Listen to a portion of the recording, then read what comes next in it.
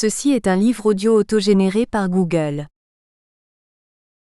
Coopération avec le bureau du procureur. 1.1. Mon arrestation. J'ai été arrêté en date du 18 juillet 1997 vers 7 heures du matin, par un groupe de 4 ou 5 individus. Je me rappelle seulement que 2 au moins d'entre eux étaient des policiers du TPIR, de nationalité canadienne, les nommés Pierre Duclos et Marcel Cessonnier, dont je parlerai plus en détail plus loin. Ils étaient avec 2 ou 3 policiers kényans. C'était dans la périphérie de la ville de Nairobi, au lieu dit Langata. Le Langata, je fus conduit, cette matinée du 18 juillet 1997, au département central de la Sûreté du Kenya, CID, plus précisément dans le bureau occupé par Interpol pour les formalités de transfert. Aussitôt ces épuisantes formalités d'enregistrement manuel des documents saisis sur moi terminées, je fus conduit, toujours sous bonne escorte combinée des agents de la Sûreté kenyane et des policiers du TPIR, à l'aéroport Jomo Kenyatta de Nairobi où je fus accueilli par un policier kényan dont je ne me rappelle plus le nom qui se faisait passer d'origine tribale Kikuyu. Mais du fait qu'il rôdait trop fréquemment autour de la communauté Hutu de Nairobi, nous avions pu l'identifier avec certitude, quelques mois auparavant, comme étant d'origine ethnique tutsi rwandaise. Après un échange de documents entre la police kenyane et celle du TPIR et une ultime fouille, je fus courtoisement embarqué dans un petit porteur aux couleurs des Nations Unies. Nous atteignions Arusha vers 12h30 local. À mon atterrissage sur un petit aéroport proche du centre de détention des Nations Unies, que j'ai pu distinguer plus tard de l'aéroport international Kilimandjaro d'Arusha, je fus accueilli par une foule de journalistes.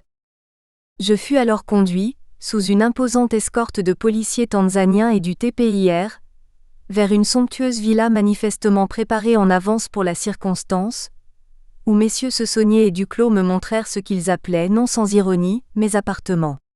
J'y reviendrai plus en détail plus loin. Du 18 juillet 1997 au 3 août 1997, j'ai été soumis pratiquement à 16 heures par jour d'interrogatoire des agents du procureur avec à leur tête Pierre Duclos, sans aucune assistance d'avocat. Le 3 août 1997, je fus précipitamment transféré pour des raisons de sécurité, m'ont-ils expliqué, de cette somptueuse villa où je vivais en permanence avec les 2 enquêteurs du procureur, messieurs Duclos et Cessonnier, à l'unité de détention des Nations Unies à Arusha. C'est au cours de cette période que, près de 2 semaines après mon arrivée à Arusha, je fus enfin autorisé d'entrer pour la première fois en contact avec ma famille qui était en Côte d'Ivoire et était restée sans mes nouvelles depuis mon arrestation. Ce transfert à la prison d'Arusha me permit alors de voir physiquement certains de ceux qui avaient été arrêtés en même temps que moi, même si pour des raisons de sécurité, me disait-on, je n'avais droit d'adresser la parole à personne. Selon messieurs Duclos et Cessonnier, aucun détenu rwandais n'aurait dû en principe savoir que j'y étais transféré, mais c'était pour tout le monde un secret de polichinelle vu l'état des cellules dans cette prison à cette époque. L'on s'était contenté de mettre à la mienne de vieux cartons entre les barreaux, pour empêcher que personne ne puisse me voir. Du 3 au 27 août 1997, je suis resté dans ma cellule sans jamais sortir, ne serait-ce qu'une seule minute. Ce supplice a provoqué des séquelles physiques et physiologiques que je garde toujours. Quoi que je puisse en dire aujourd'hui, ce fut un soulagement quand au soir du 26 août 1997, on vint m'annoncer que dès le lendemain 27 août 1997 de bonne heure, je pourrais quitter ma cellule poussiéreuse d'Arusha pour être transféré à Dodoma à environ 500 km d'Arusha. À notre arrivée à Dodoma, moi et mes 2 anges gardiens, Pierre Duclos et Marcel Cessonnier, avons été logés dans la résidence officielle du chef de la sécurité tanzanienne avant de déménager, en date du 6 septembre 1997, dans une grande maison que M. Marcel Cessonnier appelait toujours ironiquement Palais Royal, à cause de son confort, bien réel par ailleurs. Durant tout ce temps, je n'avais toujours pas d'acte d'accusation. La rédaction de mon acte d'accusation a pris un retard que Amnesty International qualifie tout simplement d'inacceptable au regard des pratiques du droit international en ces termes. At the expiry of the 90 days detention permitted under Rule 40 bis, The indictment against Janka Ambanda was confirmed by Judge Ostrovsky on 15 October 1997, hours before the final detention order was due to expire. As stated above, Judge Ostrovsky severely criticized the OTP for the delay in bringing the indictment before a judge for confirmation. Sur le plan du droit, ce qui choque ici c'est d'avoir arrêté un individu, Janka Ambanda, présumé innocent, sans acte d'accusation et de prendre autant de temps pour en fabriquer un jusqu'à susciter l'indignation non seulement des organismes de défense des droits de l'homme comme Amnesty International mais même du juge Ostrovsky chargé de le confirmer. Je reviendrai plus loin sur ma comparution initiale du 1er mai 1998 et mon aveu de culpabilité. Ce même 1er mai 1998, j'ai été témoin oculaire, aussi bien aux aéroports d'Arusha, de Dar es Salaam et d'Amsterdam qu'à l'unité de détention du TPIY à La Haye, d'une situation tragique où de façon non voilée, les agents du greffe et ceux du bureau du procureur se disputaient la palme d'or pour savoir qui d'entre eux était mon patron au cours de ce transfert vers les Pays-Bas. Légalement, le bureau du procureur n'aurait jamais dû apparaître nulle part lors du transfert vers les Pays-Bas du prisonnier du TPIR que j'étais depuis près d'un an. Bizarrement, il fut pratiquement le seul à assumer ce transfert en lieu et place du greffe. 1.2. Le pourquoi de ma démarche. Les août 1994, dans les camps des réfugiés Hutus de l'ex-Zaïre, en guise de réponse à la vague de criminalité ayant frappé la population rwandaise, j'ai publiquement réclamé l'instauration d'une juridiction internationale impartiale. Cette volonté fut réaffirmée en octobre 1994 devant une délégation européenne en visite à Bukavu et dans différents camps. À cette occasion, j'ai confirmé mon entière disponibilité à coopérer avec les premiers investigateurs, y compris les magistrats instructeurs belges. Cette volonté se concrétisera encore dès le début du TPIR en 1995, lorsque j'ai invité l'avocat Johan Schers à apporter son expérience juridique à l'effort d'enquête et de collecte des témoignages entrepris à mon initiative, auprès des réfugiés dans les camps des réfugiés de l'Est-Zaïre, du Burundi et de la Tanzanie. Maître Schers est un des initiateurs, en mai 1992, des négociations officieuses au départ du processus de paix d'Arusha, et un des participants à une mission d'observation au Rwanda en matière de défense des droits de l'homme et des libertés démocratiques en septembre 1993. Le fait que j'ai désiré assumer pleinement mes responsabilités politiques, et me sois engagé volontairement dans une coopération avec les enquêteurs du parquet du TPIR, n'avait donc rien d'étonnant. Mon objectif est de délivrer ma version des faits, juste pour l'histoire. Celle-ci commence d'ores et déjà à donner ses conclusions sur base de la dite version. Mon ultime but est d'arriver à prouver que le génocide des Tutsis a été bel et bien planifié par Paul Kagame, dans l'unique objectif de s'emparer du pouvoir. Je veux démontrer au peuple rwandais et au monde entier que les crimes de génocide et autres crimes contre l'humanité pour lesquels les Hutus sont condamnés ou seront condamnés, ont en réalité été commis ou commandités par le FPR et ses dirigeants. Il est vrai que, sciemment ou inconsciemment, le MRND l'y a aidé en créant les Interahamwe, et que certains membres des autres partis politiques de l'opposition intérieure y ont contribué. Effectivement, déjà bien avant les événements d'avril 1994, les partis politiques de cette opposition intérieure avaient eu le courage de reconnaître qu'ils avaient été infiltrés par ledit front, et ont agi en conséquence. C'est ce qui explique les scissions observées au sein de ces partis. Mais, le MRND se doit aussi de faire son propre mea culpa. En effet, dans la défense civile qui s'explique aisément dans un pays en guerre, le MRND y a introduit un monstre qu'il ne contrôlait pas, à savoir la milice Interahamwe, largement inféodée au FPR. Est-ce sciemment que les dirigeants du MRND ont servi la cause du FPR ? Ma réponse est oui et non. Oui. Parce que certains responsables du MRND ont sciemment vendu le pays à Kagame, espérant une juste récompense qu'ils n'obtiendront sans doute jamais. Non. Parce que la plupart des militants de ce parti étaient indiscutablement de bonne foi, et ont été manipulés par certains de leurs dirigeants qui n'avaient que faire de l'intérêt général sinon que leurs intérêts particuliers soient garantis. Je suis conscient que c'est un travail de titan, mais je me suis juré d'y arriver un jour. 1.3. Pourquoi et comment j'ai plaidé coupable? Dans un dossier daté du 19 octobre 1999, transmis en appel en date du 18 juin 2000 et intitulé « Mon point de vue sur le document que le bureau du procureur du TPIR a appelé « Accord aux fins d'un aveu de culpabilité », j'ai donné un certain nombre de raisons qui m'ont amené à plaider coupable malgré moi pour des crimes que je n'ai pas commis. Je les résume ci-après, même si j'y reviendrai plus en détail plus loin.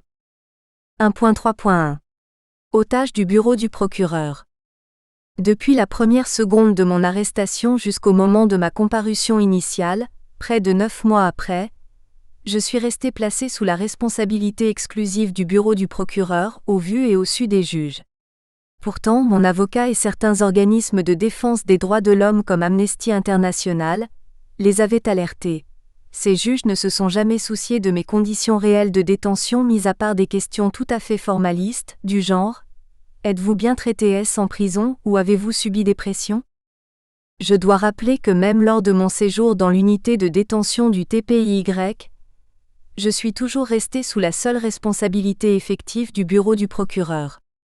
En effet, lui seul décidait par exemple des visites de l'extérieur que je devais recevoir ou même des communications téléphoniques que je pouvais passer.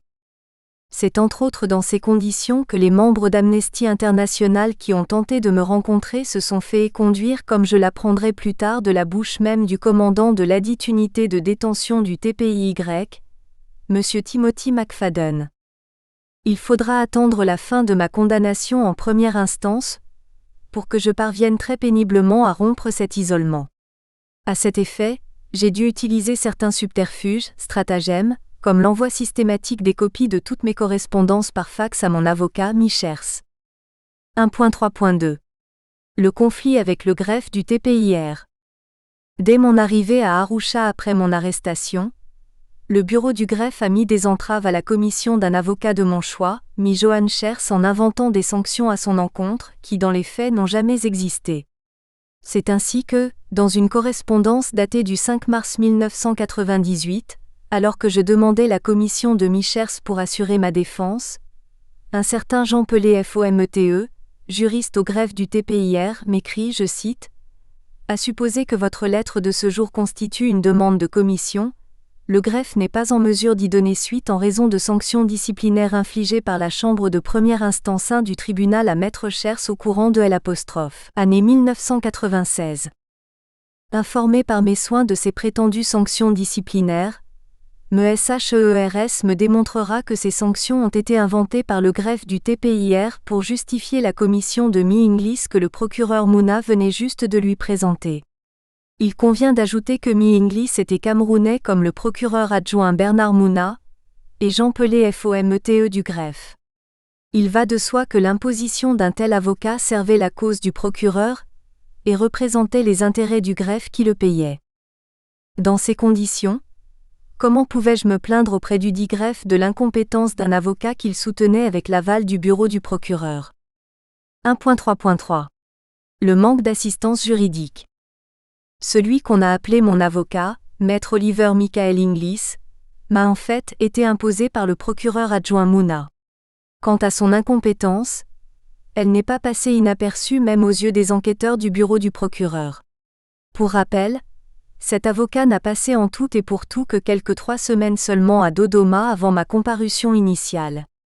Au cours de cette période, Pierre Duclos avait confié à l'un de ses collègues, Jean Bastarache, alors en charge de ce que le dit bureau du procureur appelait l'encadrement de ma famille, que j'avais un avocat, qui passait son temps à dormir dans sa chaise en plein jour plutôt que d'étudier ses dossiers.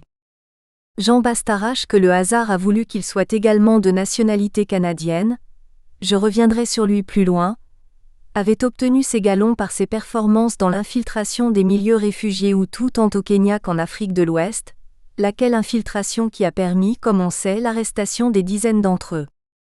Quant à Pierre Duclos, je reviendrai également plus en détail sur ce policier canadien qui faisait à ce moment l'objet d'une commission d'enquête relative à des allégations de fabrication de preuves, de parjure, d'incitation au parjure et entrave à la justice. Je cite ici un communiqué de presse, distribué à Nairobi, en date du 4 mai 1998, juste après ma première comparution du 1er mai 1998. Le dit communiqué était signé par 3 avocats de la défense du TPIR, à savoir Maître Tiffen Dixon, de nationalité canadienne comme lui, Maître Kennedy Ogeto ainsi que Maître Jean Yaovi Degli. Le même communiqué révélait qu'une requête a été déposée au TPIR par Maître Jean Yaovi Degli, alléguant que son client aurait été torturé par M. Duclos. À ce sujet, j'avais une fois surpris une conversation téléphonique entre le même Pierre Duclos et un correspondant que je n'ai pas pu identifier, qui lui demandait s'il avait enfin réussi à établir un contact entre moi et ledit avocat pour dissiper ma colère contre son inactivité. Ce fut à cette seule occasion que Pierre Duclos lui donna pratiquement l'ordre de se mettre au travail. Il ordonna que nous nous réunissions dans une salle séparée, mais d'où il nous surveillait du coin de l'œil. Ce jour-là, je fus contraint par le même Duclos de lui rendre compte des entretiens que j'avais eus prétendument en privé, pendant une demi-heure avec Mi Inglis. 1.3.4. Le laisser-faire des juges. Au niveau des juges, je n'avais non plus aucune raison de leur faire confiance dans la mesure où à 2 reprises déjà, en mars et mai 1998, ils n'avaient pas réagi quand l'avocat de mon choix, Mi Johan Schers, s'était inquiété par écrit aussi bien de mes conditions de détention en isolement complet que des interrogatoires sans son assistance. Il avait alors officiellement demandé l'ajournement de ma comparution du 1er mai 1998, pour pouvoir entrer en contact avec moi. J'ai été informé de l'existence de cette correspondance directement par Mi Schers, quand je fus autorisé de communiquer avec lui par téléphone, notamment en date du 17 mars 1998, dans des circonstances que je décris plus loin. Pierre Duclos lui-même m'en parla quand il fut question d'une décision d'en haut lieu, d'exclure Mi Schers définitivement de mon procès. Ce haut lieu n'était personne d'autre que le président du TPIR et président de la Chambre de première instance I, Laïti Kama, qui n'a jamais donné de suite à cette correspondance. Voilà pourquoi en appel, je l'ai traité officiellement d'hypocrite, terme dont la Chambre d'appel prendra en compte lors de ma condamnation à la prison à vie en date du 19 octobre 2000, comme Claude Jorda, juge président de ladite Chambre, me l'avait alors promis. En effet, le juge Claude Jorda m'avait vivement interpellé en ces termes : « Vous osez traiter d'hypocrite le président du tribunal, la Cour en tiendra compte. » Pratiquement, je ne pouvais rien faire face à Bemouna, procureur adjoint du TPIR, qui tenait par un soi-disant avocat interposé subordonné de son père, Mi Inglis, à garder le contrôle sur mon jugement pour son maxi-procès alors en vogue. Je ne pouvais rien faire face à un greffier qui avait dû inventer des sanctions disciplinaires fictives pour me refuser le conseil d'un avocat de mon choix, Mi Schers. Je me demande ce que j'aurais pu faire pour contraindre le dit greffe à prendre ses responsabilités sur mes conditions de détention sous l'emprise du procureur. De même, je me demande toujours ce que j'aurais pu faire face à un juge-président, Laïti Kama, qui m'avait fait annoncer par Pierre Duclos interposé que je ne bénéficierais jamais de l'assistance d'un avocat de mon choix. Face à un tel juge qui ne voulait rien savoir aussi bien sur mes conditions de détention que sur les entraves mises en général dans la procédure de mon procès, que pouvais-je faire enfin sinon de me résigner dans l'espoir qu'un jour ou l'autre je pourrais expliquer mon geste et ma vérité sur toute cette mise en scène ? L'histoire récente vient de me donner raison. Il suffit de se référer à la disparition mystérieuse de certains témoins gênants comme le lieutenant-colonel Fabien Nubaha, ex-commandant du camp Kigali au moment où les 10 casques bleus belges de la Minuar étaient assassinés, le 7 avril 1994 où l'ex-ministre Juvénal Uwingeriyimana. J'estimais et estime toujours que je devais tout céder afin de pouvoir un jour livrer librement mon propre témoignage, justement pour l'histoire. Si j'ai donc plaidé coupable sur l'ensemble des chefs d'accusation, c'est pour ce seul et unique motif. Le contraire que l'on se plaît à propager rentre dans le domaine de la calomnie, comme je vais le montrer plus bas. 1.3.5. Les pressions du bureau du procureur du TPIR. Le procureur m'avait promis que si j'acceptais de ne pas me défendre sur l'ensemble des chefs d'accusation, il me permettrait de m'expliquer dans une déclaration globale séparée, sur mon véritable parcours personnel et mon analyse de la situation durant cette période. Accessoirement, il m'avait promis qu'il m'obtiendrait des juges une réduction de la peine. Ne pas me défendre sur l'ensemble des chefs d'accusation était un souci qui répondait à sa stratégie, m'avait-il avoué. C'est dans ce contexte que, peu avant mon aveu de culpabilité du 1er mai 1998, j'ai rédigé une déclaration manuscrite d'une 60aine de pages en français et en Kinyarwanda qui devait être remise au juge par Mi-Inglis. J'ignorais qu'un accord tacite avait manifestement été conclu entre les juges, les bureaux du procureur et du greffe et Mi-Inglis que m'avait imposé le procureur Mouna, pour faire disparaître cette déclaration.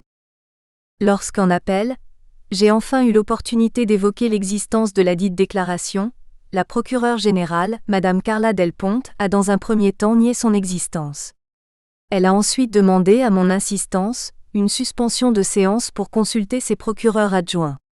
À la fin de la dite suspension, elle a fini par reconnaître l'existence de mon manuscrit tout en minimisant la portée. Or pour moi, cette déclaration devait justifier un non-lieu dans mon affaire dans la mesure où nulle part, je ne faisais allusion à une participation personnelle aux actes criminels qui me sont reprochés. Cependant, j'y reconnaissais uniquement et reconnais toujours la responsabilité politique du gouvernement que je dirigeais, qui a été incapable de protéger sa population, toute sa population dans ses composantes ethniques. Certains pourraient se demander si ce paragraphe voudrait dire que le gouvernement avait la possibilité de protéger la population en cette période d'avril-juin 1994, et ne l'aurait pas fait, ou que le gouvernement devait empêcher les massacres, et ne l'a pas fait. Mon gouvernement a mis tous les moyens à sa disposition en cette période troublée, pour tenter de protéger toute la population. Si certains membres de mon gouvernement se seraient livrés à des actes répréhensibles, ou encore certains membres de l'administration territoriale ou des forces de sécurité, ils doivent en répondre individuellement, mais le gouvernement en tant que tel n'a cessé de lutter pour la fin de la guerre et le rétablissement de la paix. Qu'à cela ne tienne, le bureau du procureur avait en main enfin un gros poisson, comme il ne cessait de le répéter, qu'il ne devait en aucun cas lâcher. Jusque tout récemment, des offres financières m'ont été faites par le bureau du procureur du TPIR qui souhaitait que je témoigne à charge dans la plupart sinon dans la totalité de ces procès. J'ai des preuves avec moi. J'ai toujours refusé d'entrer dans ce jeu financier, considérant que je ne me vendrais pas comme une marchandise. 1.3.6 Des menaces de mort. Une fois en exil dans l'ex-Zaïre, j'ai immédiatement commencé la compilation de toute information sur ce qui s'était réellement passé du côté gouvernemental. Les responsables civils et militaires, proches de l'ancien parti unique MRND, ont alors décidé de m'écarter. C'était dans une sorte de coup d'État que la presse du régime Kagame ironisa en l'appelant « le coup de Chiting », faisant allusion à l'abri de fortune servant d'habitat pour les réfugiés. Ces anciens cadres du MRND, promoteurs du RDR ou Rassemblement pour le retour et la démocratie au Rwanda, m'ont même directement menacé de mort. Ils ont pour ce faire, mandaté François Nzabahimana, alors président de la branche politique du dit Rassemblement. L'on sait que la branche militaire était quant à elle dirigée par le général-major Augustin Bizim, UNGU. Au lendemain de la création du RDR à Goma, Nzabahimana a reçu par le haut commandement des ex-FAR la mission de venir me trouver à Bukavu pour m'aviser que si je ne remettais pas au RDR l'ensemble des dossiers que j'étais censé gérer pour le compte des réfugiés, le dit commandement n'hésiterait pas un seul instant à se débarrasser de moi. François Nzabahimana, comme ancien collègue au sein des banques populaires du Rwanda, m'a affirmé lui-même être intervenu en ma faveur auprès des militaires pour qu'ils me laissent la vie sauve après la création du RDR. Dans un premier temps, le colonel Théoneste Bagosora se croyait associé à cette initiative de création du RDR. Il dut déchanter suite à la lettre menaçante que lui adressa le chef d'état-major des FAR, Augustin Bizim UNGU, le 11 mars 1995 et dont une copie que je garde toujours me fut réservée. Dans cette correspondance, la menace à peine voilée contre Bagosora commence comme suit. s'il est vrai que nous ne disposons pas encore des outils de répression des écarts aussi graves, force est de vous faire connaître que la communauté des réfugiés ne pourra plus continuer passivement à se voir narguer et si vous vous décidez à poursuivre vos activités, je me dois de vous signifier que vous agissez isolement et que par conséquent, vous devez en supporter les conséquences. On ne réentendra parler du colonel Bagosora qu'au moment de son arrestation au Cameroun, en 1996. La période qui suivit cette espèce de coup d'État militaire qui ne voulait pas dire son nom, fut très déstabilisante pour moi. Des menaces directes de mort furent proférées à plusieurs reprises dans des réunions politiques, comme à Nairobi au Kenya, par les plus hauts responsables politiques et militaires du RDR. Pour raison de sécurité, je fus obligé de quitter les camps de réfugiés de l'ex-Zaïre en août 1996 et de m'exiler au Kenya. J'avais reçu une information digne de foi, selon laquelle l'armée de Paul Kagame s'apprêtait à attaquer l'est de l'actuel rez-de-chaussée. D'après cette source, ce dernier devait envahir la rez-de-chaussée à la recherche des 50 plus hauts responsables civils et militaires hutus présents dans cette région. Quand j'ai voulu partager cette information avec les dits responsables, je fus traité de tous les maux. Le président Théodore Sindikubwabo lui-même, au cours d'une réunion tenue dans le camp des réfugiés d'INERA, non loin de l'aéroport de Kavumu à Bukavu, donna ordre aux Interahamwe de m'arrêter si je tentais de m'enfuir. C'est par un des fils de ProteNTAWUKAMENYA, considéré comme un proche parent du président Habyarimana, un prénommé Séraphin, que j'ai réussi à déjouer ce piège. À Nairobi, les mêmes groupes d'individus organisèrent contre ma personne les manipulations les plus sordides à travers notamment un certain Dieudonné NYITEGEKA, considéré à tort, comme un membre influent du MRND à travers sa jeunesse interahamwe. Mais pour moi qui le connaissais bien depuis fort longtemps, il n'était qu'un infiltré du FPR, ce qui est aujourd'hui confirmé. Ainsi, mon arrestation, le 18 juillet 1997, fut considérée dans certains milieux du RDR comme un bon débarras. Ceux qui le pensaient ne se souciaient sans doute pas des conséquences que cela impliquerait pour l'ensemble des Rwandais et des Hutus en particulier. Ils oubliaient, dirait-on aujourd'hui, le fait que j'avais été Premier ministre de tous les Rwandais.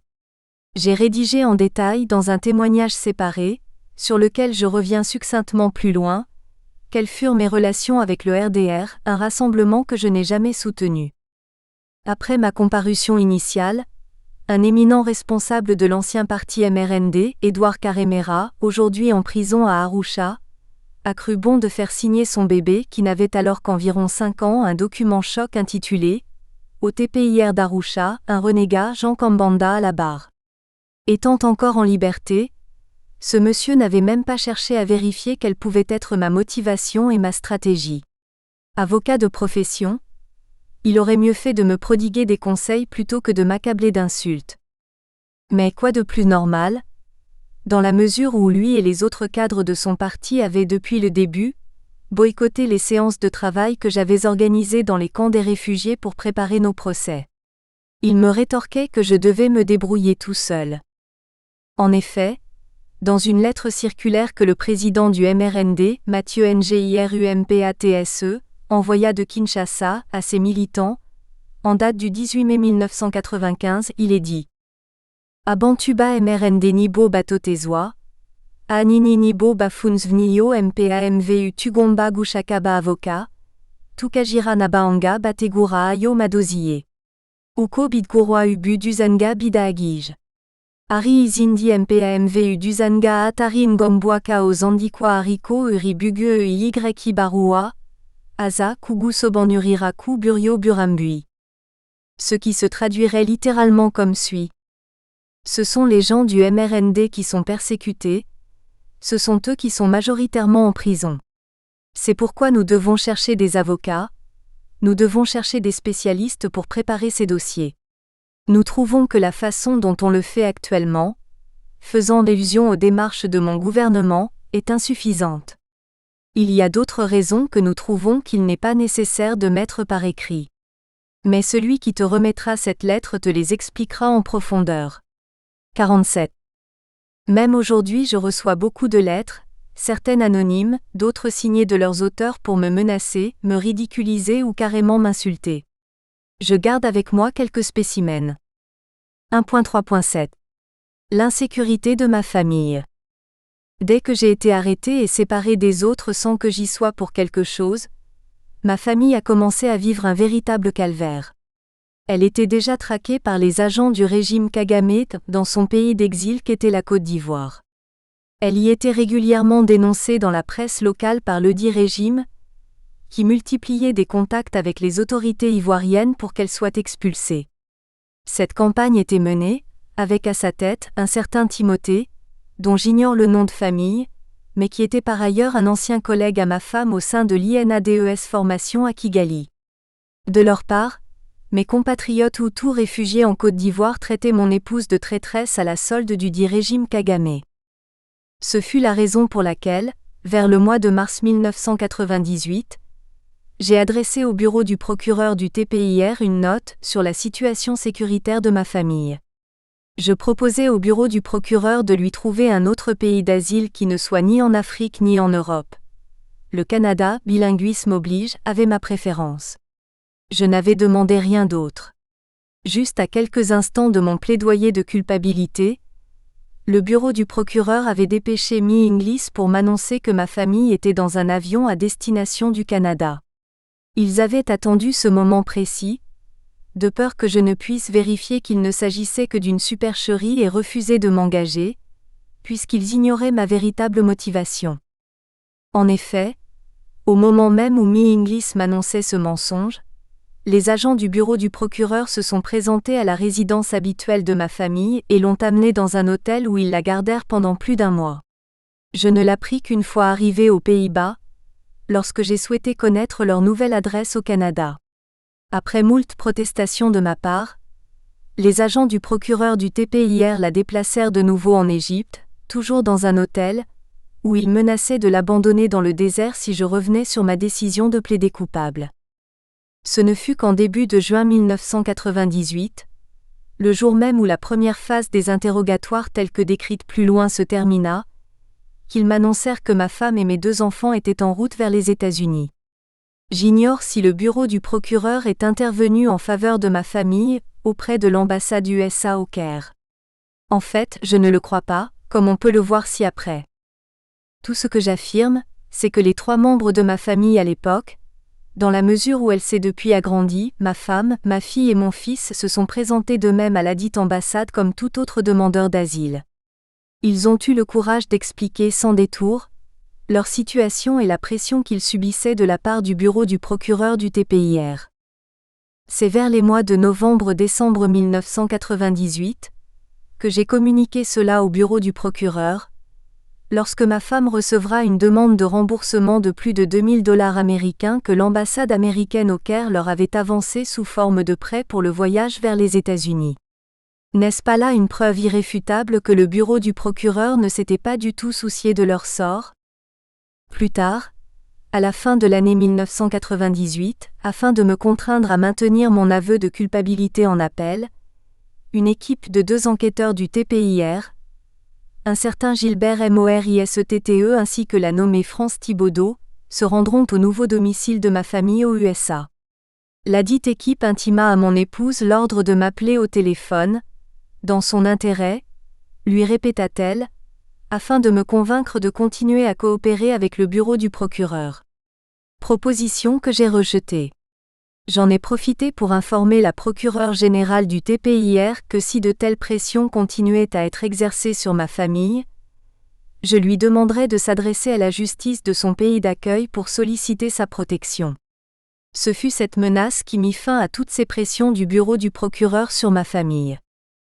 Alors, quand mes détracteurs me disent que j'ai sacrifié tout un peuple pour sauver une seule famille, je leur réponds ceci: je n'ai plus de leçons de patriotisme à ne recevoir de personne.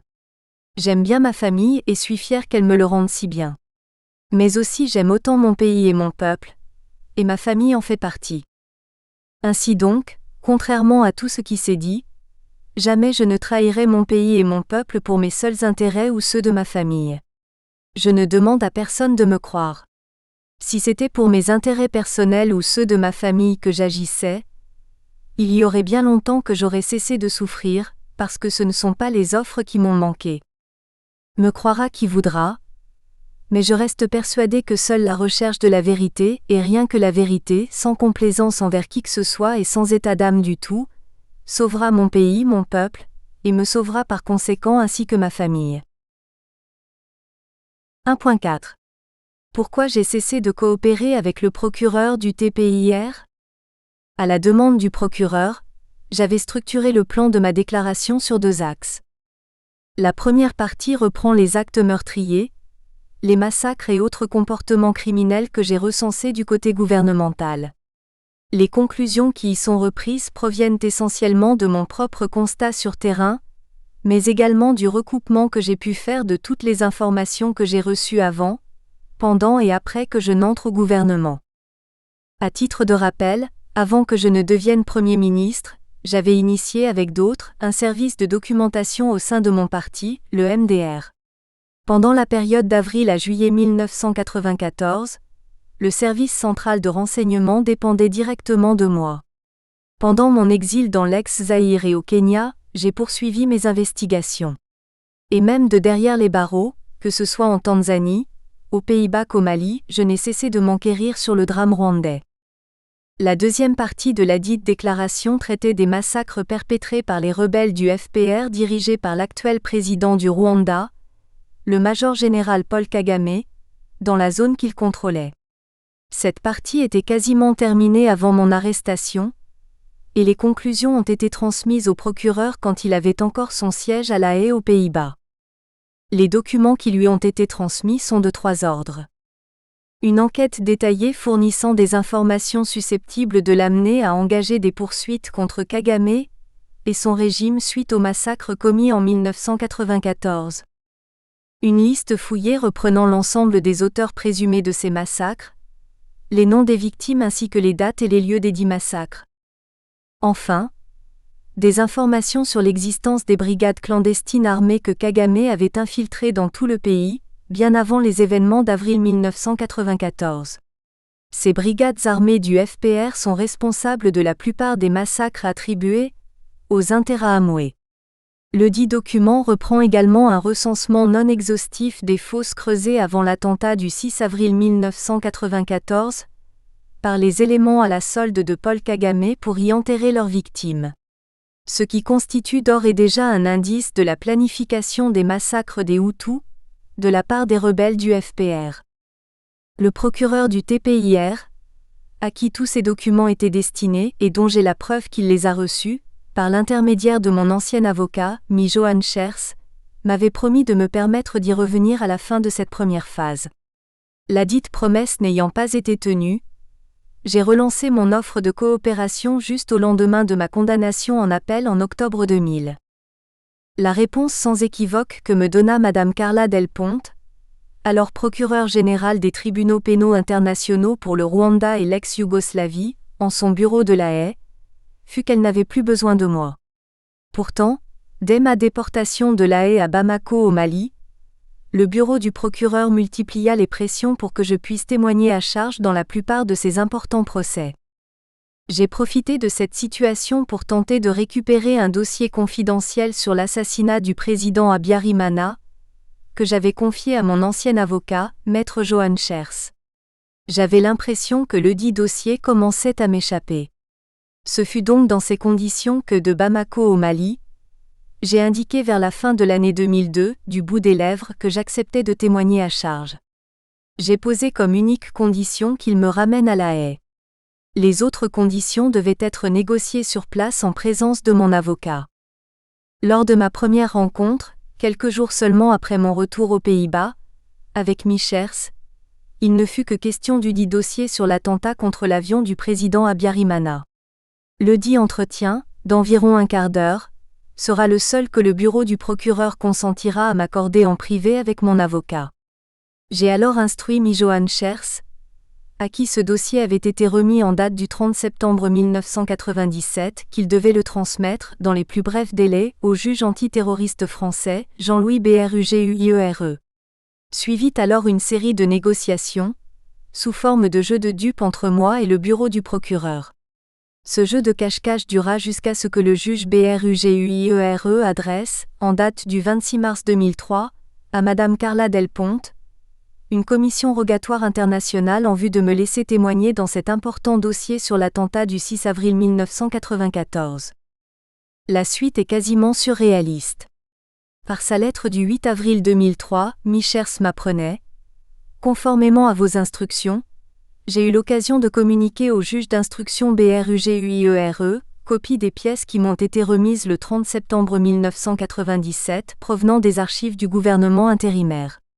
Il m'informait par la même occasion que par sa lettre du 3 avril 2003, Madame Carla Del Ponte avait donné une suite favorable à la commission rogatoire internationale du juge antiterroriste français, Jean-Louis Bruguière, en vue de l'audition en qualité de témoin de M. Jean Kambanda sur les faits relatifs à l'enquête ouverte le 27 mars 1998 concernant l'explosion de l'avion présidentiel de la République du Rwanda survenu le 6 avril 1994.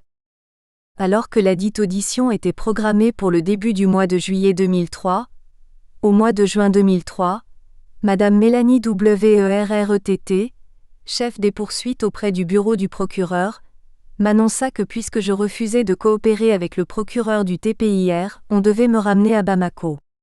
Ce qui fut fait sans délai.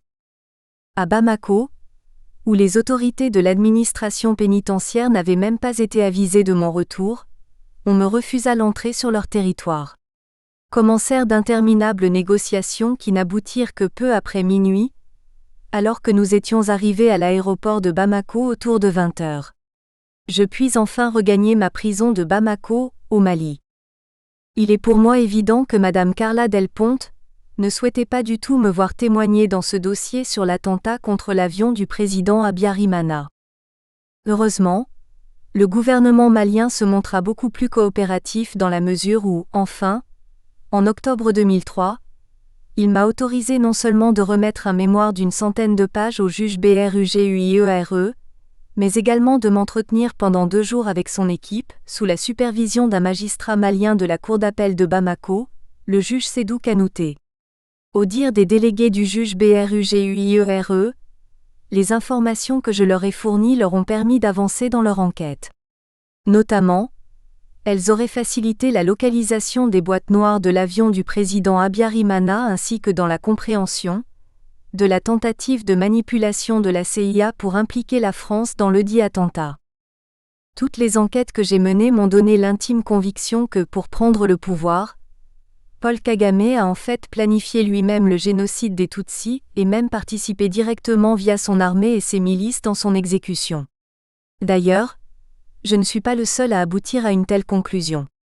Les journalistes, historiens et chercheurs qui ont pu consulter ce dossier ainsi que l'ensemble de mon témoignage, désormais disponible, même s'il n'est pas encore publié dans sa totalité, sont arrivés à des conclusions qui obligent, affirment-ils, à réécrire l'histoire du génocide au Rwanda. Ils vont même jusqu'à remettre en cause les condamnations qui ont jusqu'à présent été prononcées dans ce dossier, dont notamment ma propre condamnation à perpétuité. C'est la raison et rien d'autre qui m'a déterminé à continuer mon témoignage, avec ou sans coopération avec le bureau du procureur. Je le lui ai d'ailleurs annoncé dans la lettre ci-haut citée, que je lui ai adressée en date du 4 juin 2003. Qui est Jean Kambanda ? 2.1. Identité complète. Nom : Kambanda Dimutabazdi. Prénom : Jean.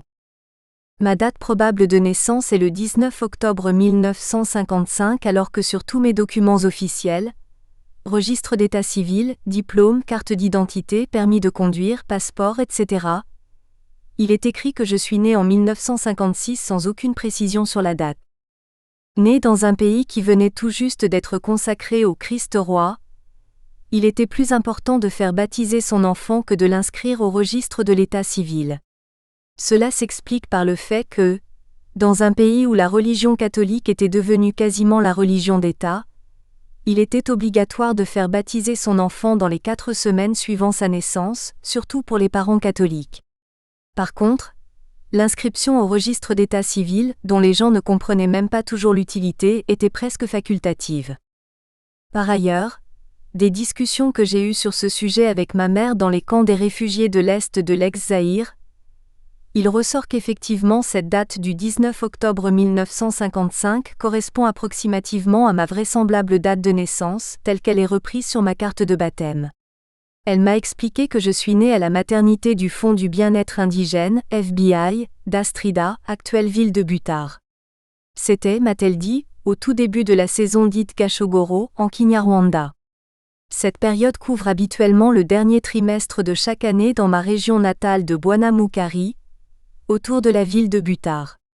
Autrement, il serait pour le moins étrange qu'on ait pu baptiser au cours de la période en question un enfant qui n'était pas encore né et qui ne serait né qu'en 1956. Mon père s'appelle Kom Segashi, Hutu du clan des Abazigaba. Son père s'appelait Thomas Mpyisi, fils de Bivunge, fils de Shirikanyoma, fils de Sezigama. Ma mère est originaire de Nyamiatsi en commune Kigembe, en préfecture de Butare. Elle s'appelle Mathilde Kabayundo. Hutu également du clan des Abazigaba comme mon père. Elle est la fille d'Antoine Matabaro, fils de Muhire, fils de Byoguruyanga, fils de Mugese. Je suis né dans le secteur de Mubumbano de la commune de Gishamvu, en préfecture de Butare. Je suis marié et père de 2 enfants. Un garçon né le 18 février 1980 à Liège en Belgique et une fille née le 16 septembre 1985 à Kigali au Rwanda. Jusqu'au 6 avril 1994, je résidais avec ma famille dans la cellule Kamutwa, secteur Kassiru de la commune qui portait le même nom dans la préfecture-ville de Kigali. 2.2 Formation 2.2.1 Primaire. De 1962 à 1965, j'ai débuté ma formation à l'école primaire élémentaire de Mubumbano, ma colline natale, dans la commune de Gishamvu en préfecture de Butare. J'ai commencé l'école primaire tout à fait par hasard, quelques mois seulement après l'indépendance du pays du 1er juillet 1962. Les leaders de base qu'on appelait les propagandistes du MDR Parmé Hutu, parti politique qui venait de gagner les élections multipartites de 1961, avaient reçu pour consigne de se passer dans toutes les familles pour voir s'il n'y avait pas d'enfants en âge de scolarisation.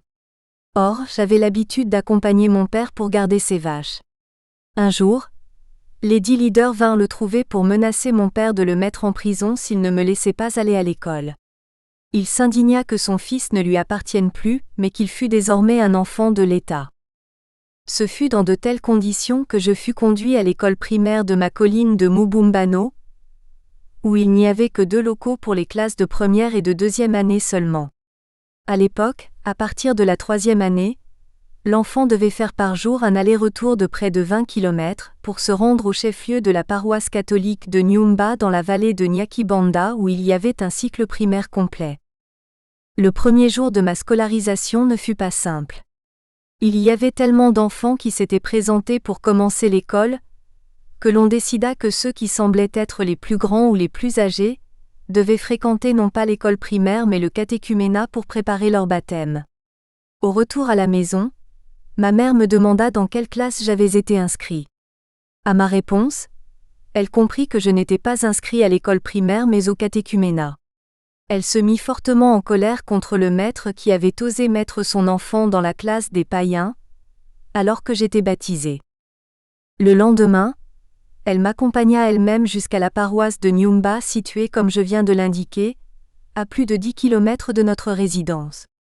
Là, elle réclama ma carte de baptême et vint la présenter à l'instituteur, Christophe Gafundi, qui enfin m'accepta dans sa classe.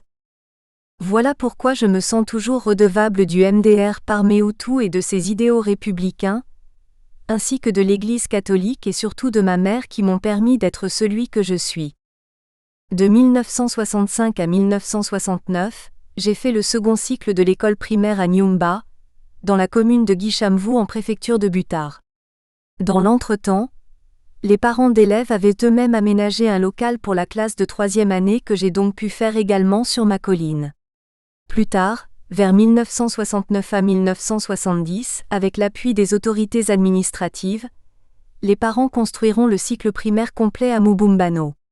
En 1969, j'ai réussi le concours d'entrée à l'école secondaire en étant premier sur l'ensemble de mon secteur scolaire qui couvrait alors les communes Guichamvu et Renigna. 2.2.2 Secondaire. Ayant réussi cet examen d'état de la fin de l'école primaire, j'ai été admis, en septembre 1969, à l'école des humanités modernes de Biyimana dirigée par la congrégation des frères maristes, dans un cycle qu'on appelait tronc commun. Il s'agissait d'un cycle d'études de 3 ans qui préparait les enfants à entrer, en fonction des résultats obtenus, soit dans une section de formation professionnelle de 2 ou 4 ans ou alors dans l'enseignement préparatoire aux études universitaires. En 1972, j'ai réussi le concours d'État sanctionnant la fin du tronc commun. Ainsi de 1972 à 1976, j'ai fréquenté le groupe scolaire officiel de Butare dirigé par les Frères de la Charité. Les résultats que j'avais obtenus à la fin du cycle d'orientation m'ont permis d'être inscrit dans la section normale moyenne, dite aussi section pédagogique, où je me préparais à devenir instituteur ou professeur au premier cycle de l'enseignement secondaire. Je suis sorti major de ma promotion en juillet 1976. 2.2.3 Militaire.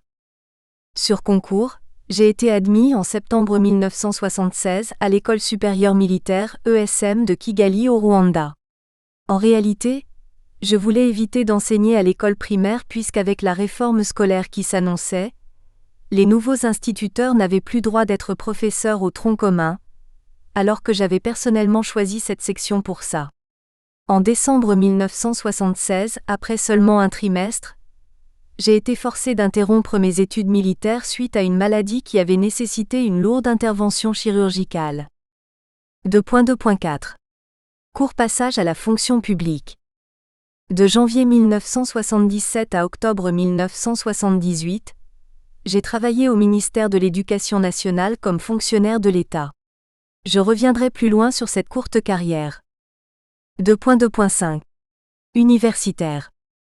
Dans le cadre de sa coopération avec le Rwanda, en octobre 1978, j'ai obtenu une bourse d'études du gouvernement belge pour poursuivre mes études supérieures. Je fus inscrit à l'école des hautes études commerciales, HEC de Liège en Belgique, dans la section ingénierat commercial. Ainsi, d'octobre 1978 à septembre 1981, j'ai suivi les études commerciales pour l'obtention du diplôme de candidat ingénieur commercial tandis qu'à partir d'octobre 1981, j'ai préparé le diplôme d'ingénieur commercial que j'ai obtenu au cours de la session de juin-juillet 1984. Je me dois de souligner que dans certains documents rédigés par le bureau du procureur du TPIR, celui-ci a fait exprès de laisser entendre que j'aurais obtenu ce diplôme d'ingénieur commercial à l'école supérieure militaire de Kigali, pour certainement faire croire à une opinion manipulée que je serais un ingénieur militaire, ce qui est évidemment faux. 2.3 Mon parcours professionnel.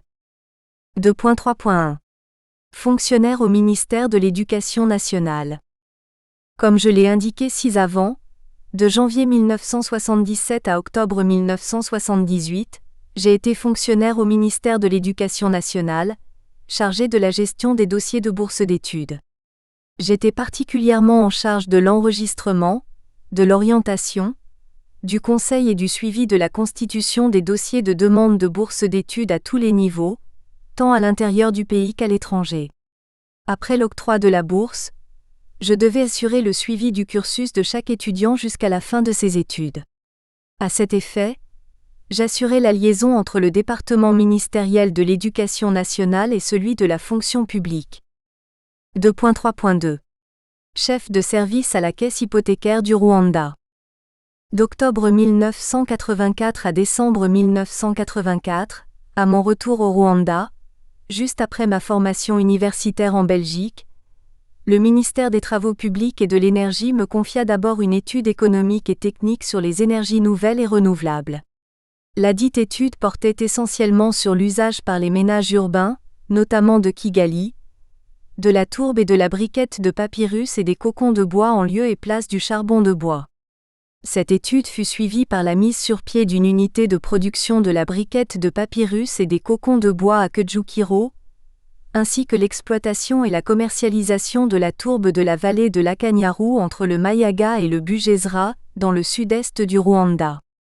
C'est depuis janvier 1985 que je débute ma carrière professionnelle proprement dite à la Caisse hypothécaire du Rwanda, une sorte de banque de l'habitat, telle qu'on l'appelle d'ailleurs aujourd'hui. De janvier 1985 à avril 1989, je fus successivement attaché au service de la planification et de la programmation, puis chef du service des crédits, fonction que depuis 1987 je combinais avec celle de chef du service financier sans être proprement nommé. 2.3.3 Directeur du réseau des banques populaires du Rwanda. Déçu de ne pas être nommé directeur financier alors que j'assumais cette fonction depuis plus de 2 ans, en mai 1989, j'ai décidé de quitter la CHR et de me faire recruter par l'Union des banques populaires du Rwanda. De mai 1989 jusqu'en décembre 1991, j'ai occupé le poste de chef du département du développement participatif.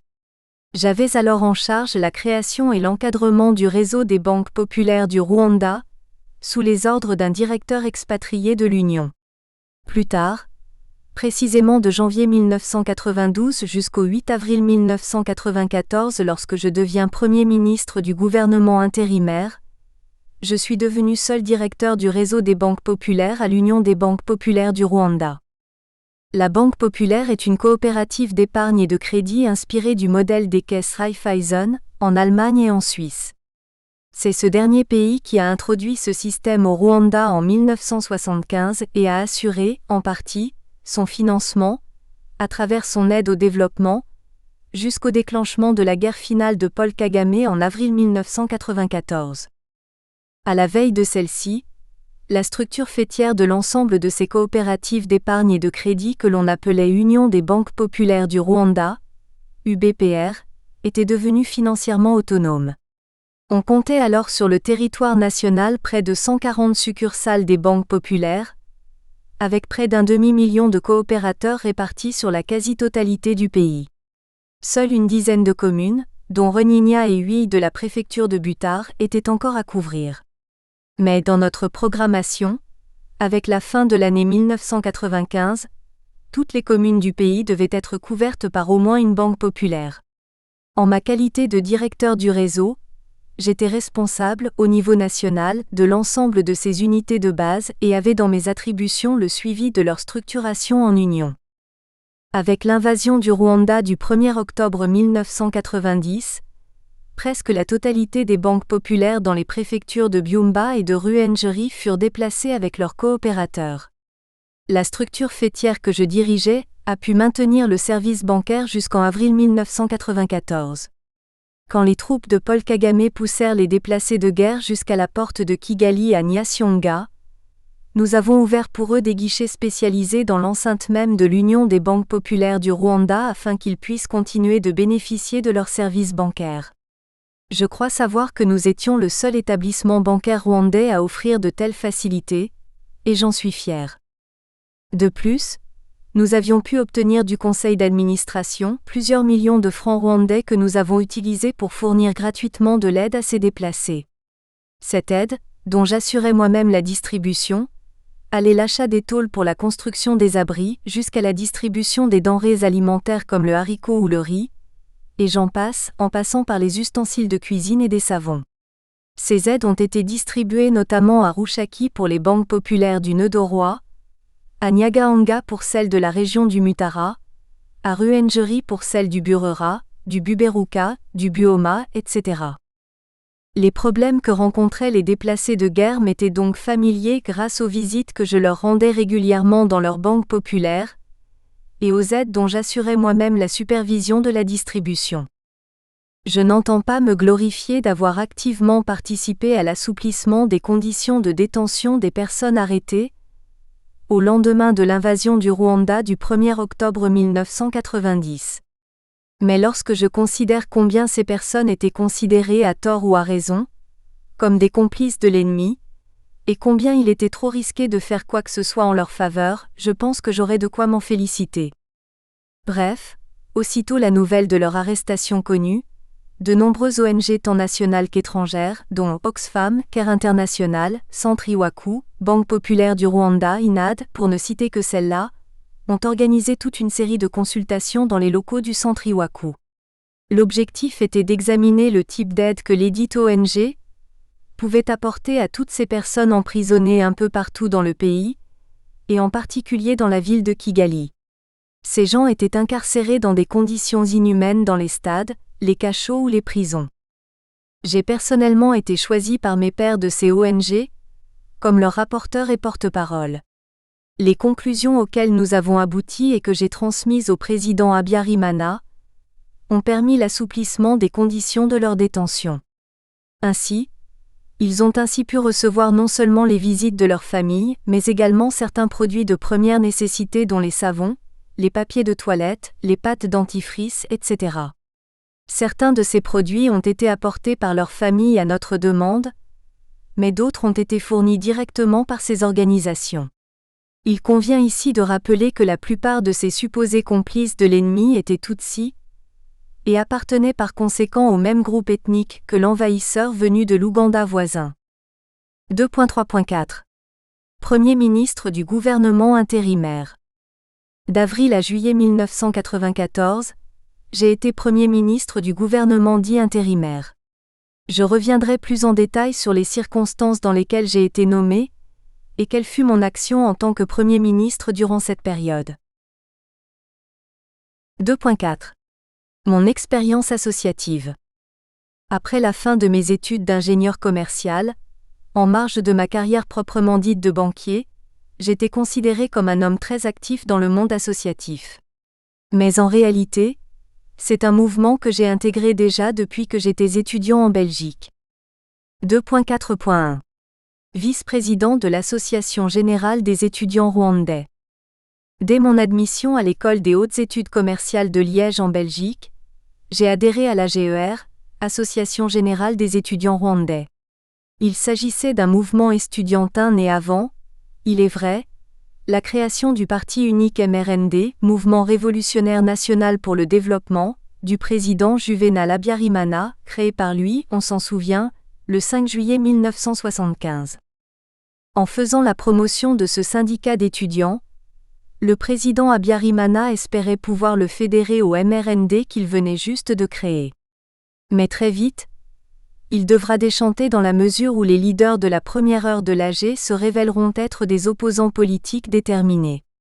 S'ensuivit alors une vague de persécutions qui amena certains d'entre eux en prison. Je citerai notamment un certain comme Joram Siborurema, dit BIHOBE, ingénieur civil diplômé de l'ancienne URSS, emprisonné dès son retour au Rwanda, et Jean Chrysostome Nsabimana alias SERUHUGA, arrêté à sa descente d'avion à l'aéroport de Kanombe, alors qu'il venait en vacances après une année d'études de deuxième cycle en France. D'autres encore, comme SENDASHONGA, alors président de la section AG à l'Université nationale du Rwanda, et son frère Ezekiel BISARINKUMI furent contraints à l'exil. De nombreux autres boursiers de l'étranger, membres de cette association, virent leur bourse d'études tout simplement supprimée. On retrouvera la plupart des anciens membres de cette association parmi les fondateurs des partis politiques au retour du multipartisme dans le pays. Bref, de 1978 à 1982, je fus donc simple militant de cette association particulière avant d'être élu vice-président de sa section en Belgique depuis 1982 jusqu'à la fin de mes études en juillet 1984. Notre section publiait une revue trimestrielle d'opinion, dont j'étais un des rédacteurs, intitulée Rwanda Ruero, ou Rwanda de demain. Nous organisions régulièrement des conférences-débats, dont la plus connue aura sans doute été celle organisée à Bruxelles vers 1979 à 1980 sur le thème « Pour un dépassement réel de l'ethnisme et du régionalisme au Rwanda ». 2.4.2 Président du Conseil de surveillance de la Banque populaire des artisans Cora. En marge de ma carrière professionnelle proprement dite, de 1986 à 1989, je fus successivement vice-président et puis président du conseil de surveillance de la Banque populaire des artisans Cora. Avant même d'entrer à l'Union des banques populaires du Rwanda, Je fus personnellement à la base de la création de cette banque populaire particulière, exclusivement réservée aux artisans de la ville de Kigali. En appui à Philibert Ransoni, étant à l'origine de la structuration des artisans de Kigali en association coopérative, j'étais avant la création de leur propre banque, non seulement leur conseiller financier et en organisation mais également leur formateur en comptabilité et en gestion. À cet effet, j'avais élaboré des manuels simples de comptabilité et de gestion en Kinyarwanda adaptés à l'activité particulière des artisans. J'agissais à l'époque comme consultant indépendant du Bureau international du travail, BIT. Une fois dans la direction de l'Union des banques populaires du Rwanda, je fus contraint d'abandonner ma fonction au sein de l'Union des coopératives des artisans KORA et de leur banque pour cause de conflit d'intérêts. Cependant, de par ma place au comité de direction de l'Union des banques populaires du Rwanda, j'ai gardé de fait un œil sur le fonctionnement tant de la structure organisationnelle que de la structure strictement bancaire des artisans de Kigali. Par ailleurs, l'expérience tirée de la création et de la gestion de la Banque populaire des artisans m'a permis d'inventer la Banque populaire dite urbaine, telle qu'elle fonctionne même aujourd'hui. Dans cette structure, les gens sont associés non point en fonction de leur lieu de résidence comme dans la banque populaire ordinaire mais en fonction de leur activité socio-professionnelle. 2.4.3 Représentant légal suppléant du centre Iwaku. Comme chef du département participatif à l'Union des banques populaires du Rwanda, UBPR, de 1989 au 6 avril 1994, j'étais d'office membre du conseil d'administration du Centre de formation et de recherche coopérative, CFRC, Iwaku est l'un de ses représentants légaux. Comme son nom l'indique, le CFRC Iwaku, fruit de la coopération surtout américaine, canadienne et suisse, était un centre de formation pour les coopératives essentiellement agricoles en milieu rural. L'UBPR, comme certaines ONG, telle l'INADES Formation, tournée vers la formation et l'encadrement des coopératives, faisait partie des membres statutaires du conseil d'administration du dit centre qui ne devait pas être élu. Il en était de même du département ministériel, qui avait les coopératives dans ses attributions. À côté des membres statutaires du conseil d'administration, il y avait des personnalités indépendantes, leaders du mouvement associatif, qui pouvaient y être élus. C'est ainsi qu'un homme comme Feu Emmanuel Bahijikaï, brillant intellectuel bien connu dans le monde associatif, faisait partie des membres non statutaires du conseil d'administration du centre Iwaku. Le crédit aux banques populaires étant orienté prioritairement vers les coopératives tant agricoles qu'artisanales, cette place au sein de ce conseil d'administration était de fait une prolongation de ma fonction au sein de l'Union des banques populaires du Rwanda. 2.4.4 Secrétaire du conseil d'administration du journal IMBAGA. C'est en ma qualité de représentant légal, en collaboration avec la direction du centre Iwaku, que j'ai été parmi les promoteurs de la création d'un journal du monde rural. Nous espérons que vous avez apprécié cet aperçu. Pour continuer à écouter ce livre audio sur Google Play Livres, utilisez le lien dans la description de la vidéo.